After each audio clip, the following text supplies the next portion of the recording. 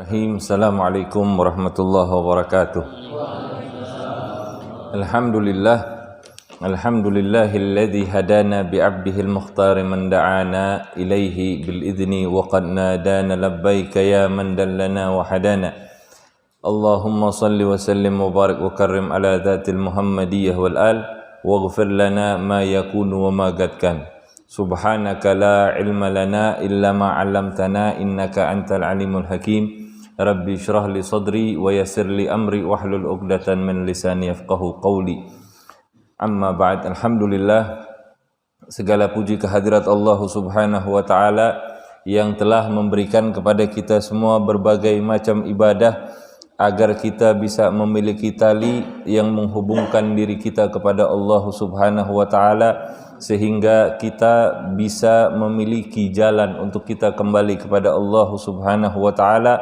Dan salawat serta salam senantiasa semoga tercurah kepada baginda Rasulullah sallallahu alaihi wasallam sebagai sebaik-baik tali penghubung bagi kita untuk menghubungkan kita kepada Allah Subhanahu wa taala. Demikian juga salawat dan salam semoga senantiasa tercurah kepada keluarga beliau, kepada sahabat beliau, kepada para ulama-ulama penerus beliau dan orang-orang yang mengikutinya sampai di akhir zaman. Semoga Allah berkenan untuk mencatatkan nama-nama kita semua, orang-orang tua kita, anak cucu keturunan kita sebagai bagian daripada orang-orang tersebut. Amin ya rabbal alamin. Melanjutkan tentang pembahasan masalah daripada udhiyah, daripada ibadah kurban yang 2 pekan lalu sempat kita bahas. Ada beberapa hal yang ingin kita bahas karena memang ada beberapa pertanyaan dan beberapa informasi yang salah arah karena orang tidak memahaminya dengan baik. Salah satunya masalah yang selalu menjadi perdebatan setiap penetapan Idul Adha maupun Idul Fitri sebetulnya di Indonesia yang berbeda dengan keadaan yang terjadi di Arab Saudi, ya, bahwa khususnya tentang puasa Arafah. Apakah puasa Arafah di negeri kita harus sama mengikuti dengan puasa Arafah di Makkah? Karena sebagian yang bilang harus sama karena mereka berpendapat Arafah adanya di Makkah. Maka kalau di sono puasa, di sini harus puasa. Apakah memang begitu? Enggak. Jawabannya, kita tetap berpuasa hari Arafah sesuai dengan hasil ru'yah yang ada di negeri kita yang telah ditetapkan oleh pemerintah, walaupun itu enggak sama dengan yang ada di Arab Saudi. Kenapa kok bisa begitu? Dalilnya yang disampaikan oleh para ulama adalah dikatakan Idul Fitri kalian adalah hari di mana kalian berbuka. Idul Adha kalian adalah hari di mana kalian menyembelih kurban, dan Arafah adalah hari di mana kalian mengetahuinya. Antara Indonesia sama Arab Saudi ini jaraknya puluhan ribu lah mungkin kilometer, ya. Sudah pasti normal itu memiliki matlak, tempat terbit matahari yang berbeda, ya. Maka keputusan dari masing-masing negara itulah yang menjadi pegangan dalam berhari raya dan berpuasa. Dalam hadis disebutkan bahwa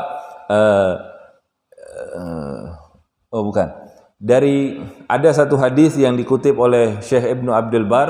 Beliau mengatakan, hadisnya dibilang fitrukum yauma tuftiruna wa adhakum yauma tudahhuna wa arafatu yauma ta'rifuna. Ya, dari hadis tadi itu yang diriwayatkan oleh Imam Syafi'i di dalam Al-Um dan Al-Baihaqi dari Atha secara mursal, Syekh Ibnu Abdul Bar beliau mengatakan para ulama beda pendapat tentang hukum jika bulan berhasil dilihat di suatu negara namun tidak terlihat di negara yang lain. Maka menurut Ibnu Abbas, Ikrimah, Qaim bin Muhammad dan Salim bin Abdullah annahum qalu likulli ahli baladin ru'yatuhum. Bagi setiap negara mengikuti hasil ru'yahnya. Dalilnya dari mana? Ketika itu ada satu sahabat ada orang bernama Quraib datang ke Muawiyah. Muawiyah itu ada di negeri Syam, di Damaskus, di Syria. Mengatakan bahwa di negeri tersebut hilal itu terlihat di malam Jumat. Ya. Sementara Ibnu Abbas, Abdullah bin Abbas radhiyallahu anhuma di Madinah melihat di malam Sabtu. Jadi ada perbedaan satu hari. Ini sudah terjadi di zamannya sahabat. Negerinya masih dekat nih antara Madinah sama Syam. Enggak terlalu jauh seperti Madinah dengan Indonesia, ya. Itu terjadi perbedaan ru'yah, perbedaan penglihatan terhadap hilal. Kemudian Quraib bertanya kepada Sayyidina Abdullah bin Abbas, ini masalah Idul Adha nih. Bertanya, apa enggak cukup dengan ru'yah yang diputuskan oleh Muawiyah? Kemudian Ibnu Abbas beliau menjawab, enggak. Beginilah Rasulullah sallallahu alaihi wasallam memerintahkan kita. Hadisnya riwayat Imam Muslim. Jadi di situ cukup jelas dan cukup kuat bahwa kalaupun ada perbedaan masalah penglihatan terhadap hilal itu normal terjadi dan kita nggak perlu bingung, nggak usah karena ini zamannya media sosial, orang gampang dapat informasi, di sono sudah wukuf, berarti di sini harusnya begini, di sono sudah terlihat hilal, harusnya di sini juga. Nggak begitu. Dari zaman Nabi ini sudah terjadi. Emang nggak ada media sosial, tapi ada hadis, ada penjelasan dari para ulama. Maka kita di Indonesia tetap berpegang kepada hasil keputusan pemerintah terhadap ru'yahnya hilal. Kalaupun ada yang berbeda pendapat, paling bedanya masalah penglihatan terhadap tingginya hilal. Perbedaan terhadap tingginya hilal. Tapi semua itu informasi kembali kepada pemerintah, biar pemerintah yang memutuskan. Kalau pemerintah salah dalam memutuskan, dia berijtihad dengan keilmuannya. Orang-orang udah dipanggil semua, udah dimintain pendapatnya. Kemudian dia berijtihad. Salah ijtihadnya, dia tetap dapat satu pahala. Salah lu ini ijtihadnya, dapat satu pahala. Salah nggak dia? Enggak. Walaupun dia salah dalam berijtihad, tapi ijtihadnya sudah benar, dapat dia satu pahala. Kalau ijtihadnya benar, pemerintahnya dapat 2 pahala. Kita sebagai orang yang mengikuti pemerintah, kalau kita mengikuti pemerintah, salah apa benar? Benar. Kalau pemerintahnya salah, kita ngikutin pemerintah, salah nggak? Nggak salah. Jadi sepatutnya kita mengikuti pemerintah. Apapun keputusannya, kita tetap benar. Pemerintah pun memutuskan, kalaupun salah, dia tetap dapat satu pahala. Ya? Jadi dengan begitu, kita bisa keluar dari masalah perbedaan pendapat yang terus terulang-ulang selama dari tahun ke tahun, masalah Idul Fitri, Idul Adha, Idul Fitri, Idul Adha. Ya? Jangan terus terjebak dalam kondisi seperti itu. Kuatkan. Kalau memang sudah dapat ilmunya, ya sudah, pegang. Yang kita dapat dari orang-orang tua kita, mereka bukan orang-orang bodoh. Mereka orang-orang pintar. Cuman kadang-kadang kita yang lemah pegangan kita sama mereka. Kita anggap mereka terlalu tradisional, tidak memiliki keilmuan yang tinggi. Padahal salah. Orang-orang tua kita dulu tuh orang-orang yang luar biasa. Orang Indonesia nih, itu orang-orang yang luar biasa. Syekh Isa Al-Fadani, siapa nggak kenal Syekh Isa Al-Fadani dulu di Mekah? Dia yang dijuluki musnidnya dunia, yang megang sanad keilmuan dunia itu Syekh Isa Al-Fadani. Kemudian ada siapa itu yang orang Kediri, Termasi, Syekh siapa begitu Al-Termasi. Kemudian ada Syekh Nawawi Al-Bantani. kemudian ada Syekh Yusuf Al-Makassari, ada Syekh Yusuf Al-Banjari, Yusuf ya, Syekh Yusuf Al-Banjari, ada Kiai Abdullah bin Nuh kalau di Indonesia. Banyak orang-orang besar. Jadi jangan kita meremehkan mereka. Apa yang mereka tinggalkan itu kuat. Tinggal kitanya mau belajar atau enggak. Mau yakin sama mereka atau enggak. Biasanya orang nggak yakin karena dia nggak tahu. Dia nggak tahu karena dia nggak belajar. Nah, ini kita di sini adalah salah satu pembelajaran kita supaya kita kuat dalam keyakinan dalam mengikuti orang-orang tua kita terdahulu. Ya.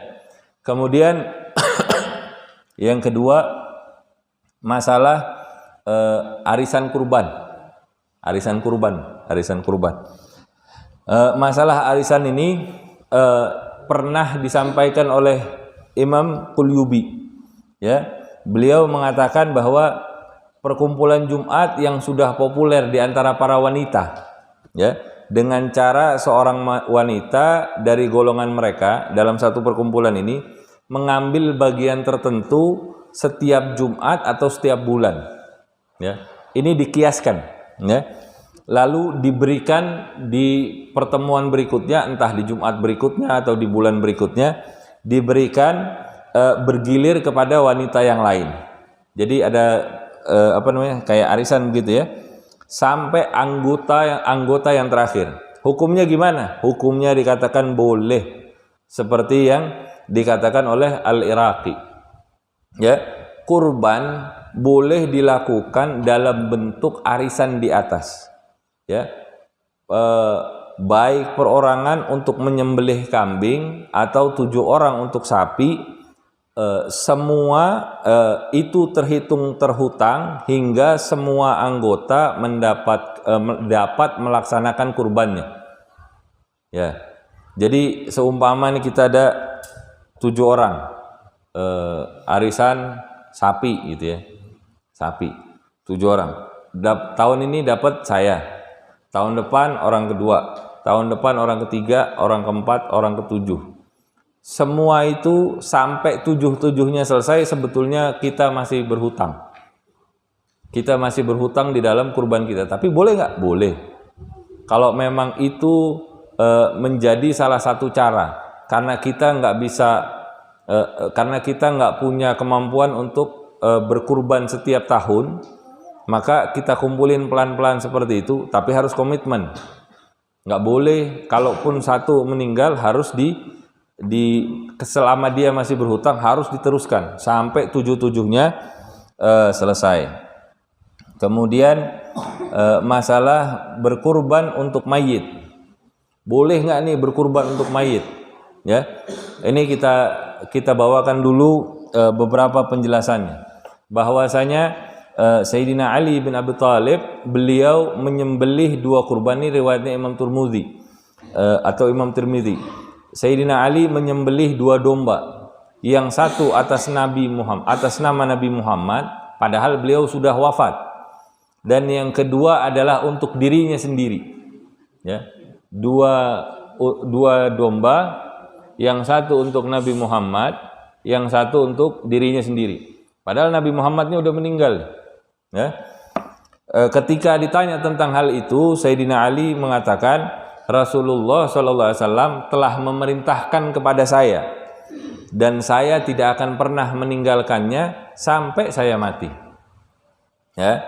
Kemudian Imam Tirmidzi mengomentari hadis itu, beliau mengatakan sebagian ulama memberi keringanan untuk menyembelih hewan kurban bagi mayit, bagi orang yang sudah meninggal.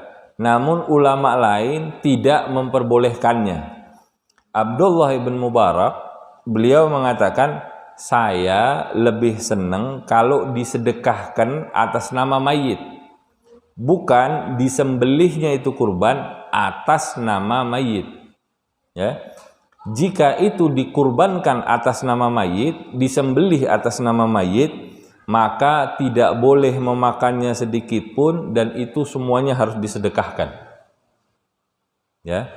Nah, ini kan kadang-kadang di tempat kita nih ada nih, orangnya sudah meninggal, terus dia nggak berwasiat apa-apa.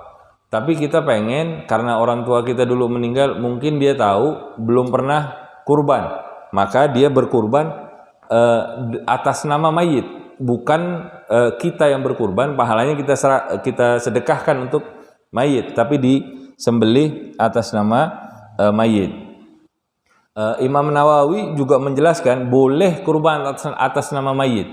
Ini Imam Nawawi bilang boleh, sebab termasuk jenis sedekah, ya. Dan Abu Hasan Al-Ubadi, beliau memperbolehkan secara mutlak untuk kurban atas nama orang lain.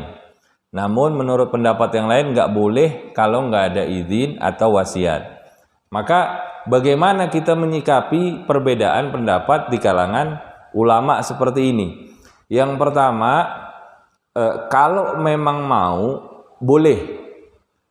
Syaratnya satu, jika memang diizinkan. Kalau emang ada wasiat, maka itu dijalankan. Sebagaimana diriwayatkan yang tadi Sayyidina Ali. Karena memang Rasulullah SAW memerintahkan kepada beliau, mewasiatkan kepada beliau, maka beliau menjalankan. Boleh berkurban atas nama mayit. Kalau tidak ada wasiat, kan ada ulama yang memperbolehkan. Ada ulama yang memperbolehkan. Ya, kita sebagai orang yang mau berhati-hati bilang boleh, silahkan. Karena kita kan siapa? Bukan ulama kita. Karena ada ulama yang memperbolehkan, dipersilahkan. Boleh deh. Tapi ada satu syaratnya, harus disedekahkan semuanya. Nah, ini jangan sampai ngambil pendapat yang diperbolehkan, tapi bagian dagingnya tetap diambil. Ini mau ngikutin siapa? Udah ngikuti pendapat yang ringan, di situ ada syaratnya nggak mau kita ambil. Nah, ini nggak jadi dua-duanya, malah nggak jadi dua-duanya. Tapi paling selamat bagaimana? Paling selamat keluar dari perbedaan pendapat, kita sembelih atas nama kita. Yang berkurban itu siapa? Saya, masih hidup kan? Sudah, kita sembelih, kemudian pahalanya sedekahkan untuk yang sudah meninggal. Nyampe nggak? Nyampe. Doa aja nyampe, masa sembelihan nggak nyampe? Dalilnya bagaimana lagi? Ibadah haji itu boleh nggak dibadalkan? Boleh dibadalkan. Itu sholatnya ada, tawafnya ada, seluruh ibadah hajinya, sampai motong damnya itu juga dibadalkan. Atas namanya siapa sebetulnya kalau ngebadalin? Buat orang yang sudah meninggal. Maka itu pun untuk keluar dari masalah ini sebetulnya paling gampang. Ini kita nggak mau berdebat masalah boleh atau nggak boleh, boleh atau nggak boleh. Kalau kita perbolehkan, syaratnya dipenuhi apa enggak? Kalau syaratnya nggak dipenuhi, orangnya nggak hati-hati, jangan tiba-tiba ngomong sama orang, oh boleh, ada pendapat yang memperbolehkan. Kalau kita ngomong begitu, orang yang nggak hati-hati, kita yang memperbolehkan salah karena kita nggak melihat keadaannya dia ngejalanin salah, dia anggap dia benar. Karena apa? Ada yang memperbolehkan gitu. Makanya memang kalau untuk ibadah itu, kenapa orang-orang tua dulu itu lebih ngambil pendapat yang muktamad, yang kuat. Bukan mereka nggak tahu ada pendapat-pendapat yang memperbolehkan. Kalau mau cari sekedar kaul, pendapat, ya banyak. Tapi apakah kemudahan-kemudahan itu, pendapat-pendapat itu harus diajarkan semuanya? Enggak. Untuk orang yang awam, yang mau ringkesnya aja, kasih tahu yang paling hati-hati buat mereka. Yakin nanti ibadahnya insya Allah diterima sama Allah. Tapi kalau sudah kita kasih yang ringan-ringan, orang yang nganggap enteng juga, ya hasilnya ya kita akhirnya yang tanggung jawab sama Allah Subhanahu wa Ta'ala. Ini urusan ibadah, ini kita harus ngasih solusi loh sama orang. Kalau kita ngasih solusinya salah, orang itu salah dalam beribadah, kita tanggung jawab. Mau tanggung jawab? Ya, kita aja bertanggung jawab sama diri kita aja belum tentu benar. Apalagi kita mau tanggung jawab sama ibadahnya orang. Kemudian masalah hewan kurban yang sembelihannya itu dalam rangkaian ibadah sedekah kepada sesama umat Islam, khususnya kepada fakir miskin. Karena dibilang daging kurban itu adalah hidangan Allah untuk fuqara wal masakin. Adalah hidangan Allah untuk fuqara dan masakin. Sehingga ulama berpendapat mengatakan wala yusrafu syai'un minha likafirin 'alan nas. Tidak boleh menyerahkan suatu apapun dari kurban kepada orang kafir berdasarkan nas daripada Imam Syafi'i. Ya. Namun sudah menjadi masalah tahunan yang selalu ditanyain kepada sebagian masjid yang berdekatan atau ada lingkungan yang dekat sama orang non-muslim. Terus gimana nih? Nih non-muslimnya begini, alasannya syiar segala macam. Kita jawab, tetap nggak boleh. Terus bagaimana kita bisa syiar sama orang non-muslim? Sebetulnya gampang. Kalau mau, kita kurban kita itu ya sudah. Kurban untuk orang muslim. Kalau ada jamuan buat orang yang non-muslim, sekiranya untuk dakwah, beli aja daging di mana? Di pasar. Beli kambing 1 kilo, 2 kilo, ikutan masak, di hidangan, kita kasih sama mereka. Boleh nggak begitu? Selesai nggak masalah? Sebetulnya selesai. Kalaupun ada ulama yang memperbolehkan hanya sebatas memberi makan dari kurban yang sudah dimasak. Ada ulama yang memperbolehkan kurbannya tapi udah dimasak, bukan daging yang mentah. Kan kurban itu kan kalau kita bagiin harusnya mentah. Ya toh? Nah, ada ulama yang memperbolehkan kalau dagingnya udah dimasak. Kalau daging udah dimasak, ini menurut pendapat, maka boleh dimakan oleh seorang kafir dzimmi bersama-sama dengan umat Islam. Nah, ini bagian dari syiar misalnya, ya. Penjelasan ini adalah perkataan dari Ibn Munzir, Sayyidina Ibn Munzir. Kemudian Imam Nawawi mengatakan, saya tidak menjumpai komentar ulama kita dalam masalah ini. Mereka sekut. Arah pendapat dari madhab kita, madhab Syafi'i, memberi makan daging kurban yang udah dimasak kepada mereka adalah boleh jika diambilkan dari kurban sunnah, ya, bukan dari kurban nazar.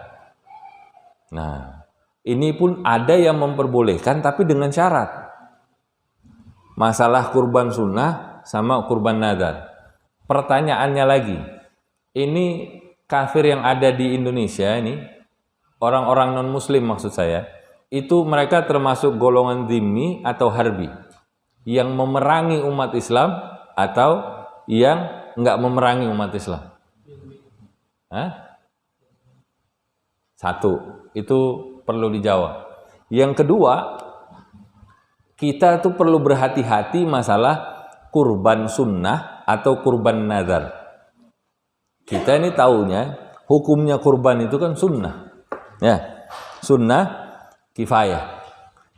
Tapi itu akan berubah sebetulnya menjadi kurban nazar. Seandainya misalnya ada bilang saya begini, Pak Ustadz, Pak Haji, mau kemana? Mau ke Bantar Kambing. Mau ke Bantar Kambing. Jauh bener, mau ngapain? Mau beli kambing. Buat apaan? Buat nazar katanya. Buat kurban. Dia ke Bantar Kambing, ke sono jauh noh Atang Sanjaya. Ke sono niatnya buat beli kambing. Jatuhnya itu sudah bukan nazar, bukan sunnah lagi. Jatuhnya sudah wajib, sudah kurban nazar itu. Kalau sudah kurban nazar, hatta dia sendiri nggak boleh makan. Hatta dia sendiri nggak boleh makan. Kalau dia jawab, mau ngapain? Mau beli kambing sunnah misalnya. Mau beli kambing buat sunnah kurban. Misalnya begitu. Jelas nih, buat sunnah kurban. Ada penjelasannya. Tapi kalau dia bilang, saya mau beli kambing buat kurban. Jatuhnya nazar sudah. Kalau udah jatuhnya nazar, buat dia sendiri dia nggak boleh ngambil. Apalagi buat yang hidangan buat non-muslim.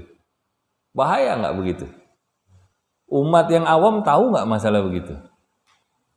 Nggak tahu.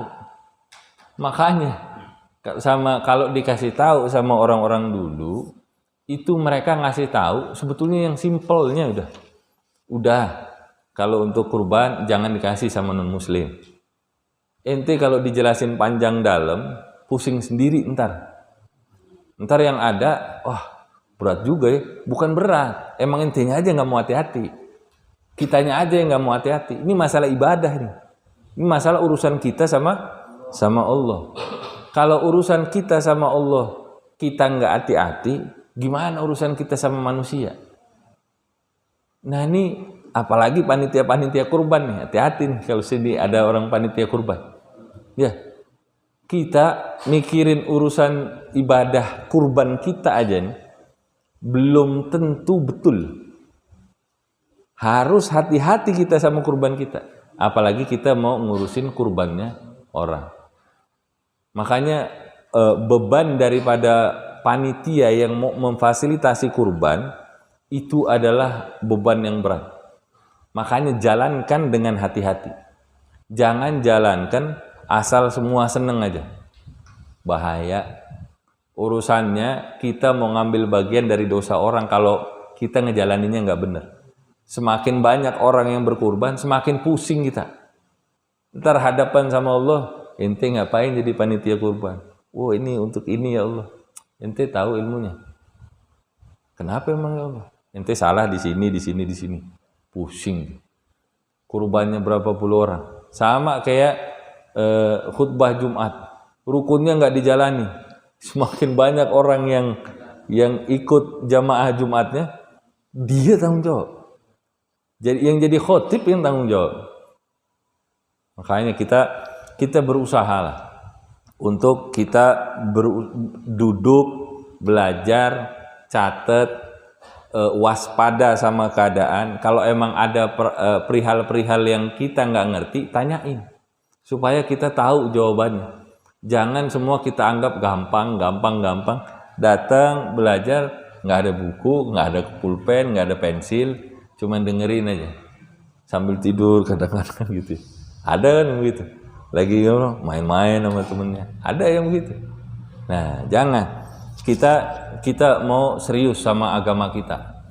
Kalau masalah agama kita seriusin, insya Allah urusan kita akan Allah mudahkan. Urusan dunia kita, urusan kita berkeluarga, sama teman, sama tetangga, sama semua insya Allah mudahkan. Kalaupun ada permasalahan-permasalahan, ya semua sudah ketentuan Allah.